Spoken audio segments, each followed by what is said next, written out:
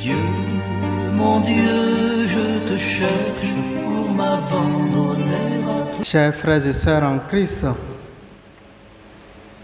en méditant sur la page d'évangile de ce jour,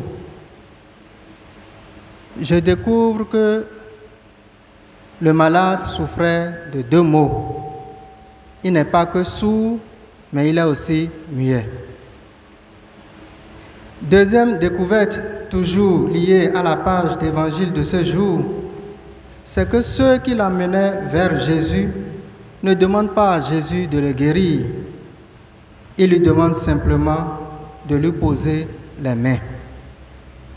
Car à travers cette demande, ils comprennent que Jésus le guérira.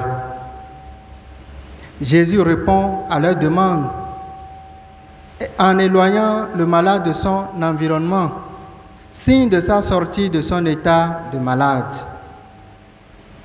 Jésus l'isole pour lui signifier qu'il est désormais le seul à suivre et en qui il faut mettre sa confiance.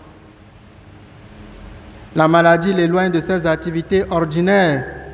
Jésus le rapproche des activités extraordinaires. Pour mieux suivre le Christ, le chrétien est invité à mieux découvrir le Christ et se séparer de ses mauvaises appréhensions de la foi.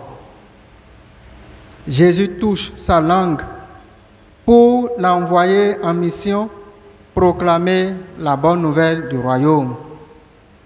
Mais avant, il lui faut écouter la parole de Dieu, la ruminer pour mieux l'intérioriser. Jésus touche ses oreilles. Jésus exprime sa solidarité aux malades pour le rendre solidaire aux disciples. Jésus lève les yeux vers le ciel, signifiant ainsi l'origine de sa puissance qu'il met en œuvre.